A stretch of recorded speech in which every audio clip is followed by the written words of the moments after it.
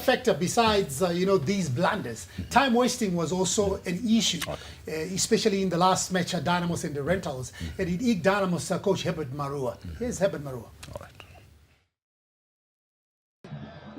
Very, very disappointed. It was a very, very frustrating afternoon from the ball boys, the inside players. Hey, they killed the time. In the second half, maybe we played for 20 minutes.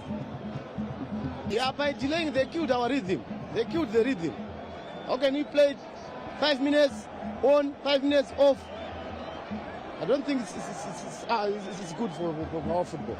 No. So this was Herbert Marua, and we also had to sort comment from Kumbire Mutugza, the Rentals coach. I wouldn't want to be a crybaby in football, over situations like that. I went to Chicken Inn. We played Chicken Inn. They scored. All boys were removed. I did not complain. I have seen Dynamos complaining always when they fail to pick maximum points. Why can't they just pick maximum points in the normal play, or as they create chances? They should score and get the maximum points.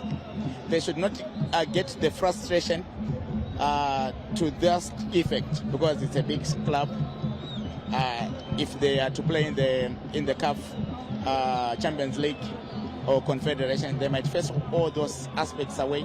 So I believe by now they should have shifted their attention from the blame to into the playing field. The blame always comes when a team fails to pick points. I don't know what is happening, particularly in Zimbabwean football. The delay that you could tell, they were complaining about that even first half. I couldn't even notice the delay.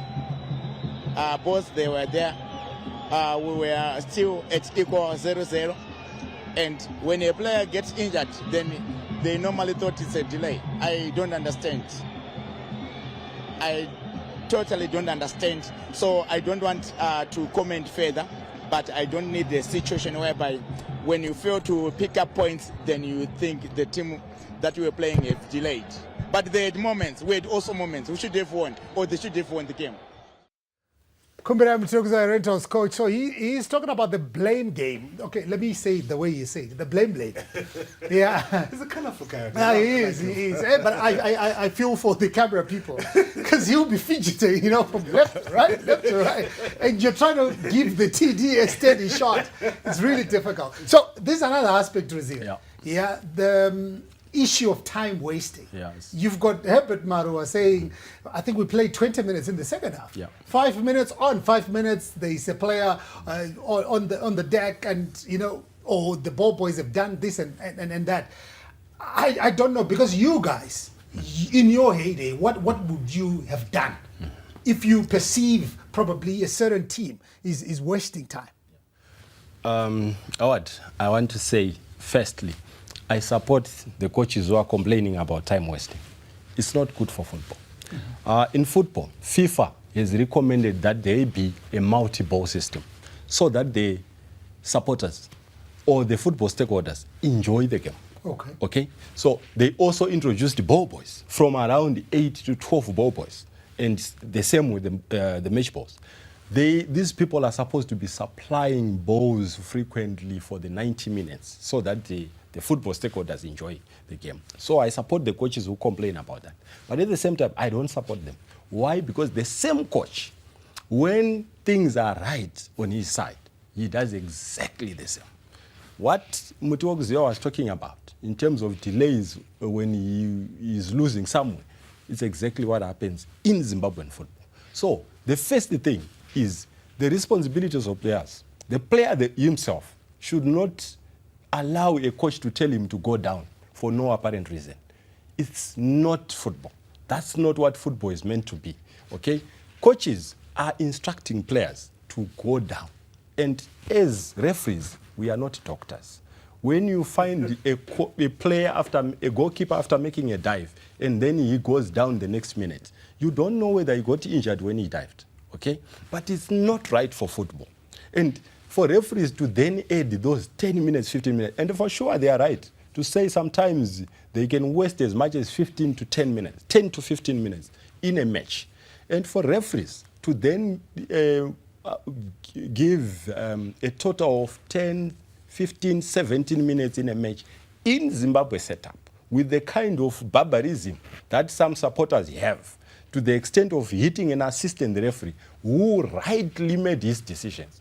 I'm talking about Edgar Rumeki as a first assistant on Herentals versus Dynamos. The incident is that he would have helped the referee from an angle where he was. We saw that there were not penalties, and he did his job perfectly well. So why was he hit? Okay, so I'm talking about in the event that referees add abnormal times. I would call them abnormal times. Why? Because some other stakeholders have failed to do what they are supposed to do. So if that happens in a stadium like Chegutu, for example, like Binga, for example, we can be guaranteed that a referee may die. We can be guaranteed that a supporter may die. Let's take the same situation to Rufaro Stadium, Dynamos versus Highlanders, or to BF, Highlanders versus Dynamos. The away team is leading the home team is leading 1-0, and we add 12 minutes. And in the 11th minute, the away team scores in those two stadiums. There is likely to be pandemonium. And for someone who might be asthmatic and tear gas are thrown by the police, there might be death. Okay? So we don't want to maim lives. We want all the football stakeholders, starting with the players, to be responsible. Coaches responsible. The administrators of the teams to be responsible. They should not allow ball boys to be withdrawn, balls to be withdrawn. Okay? So Isusu will then come into as a supporting act when all the fundamentals are in place, so that we then add time where it's wasted and we can see it.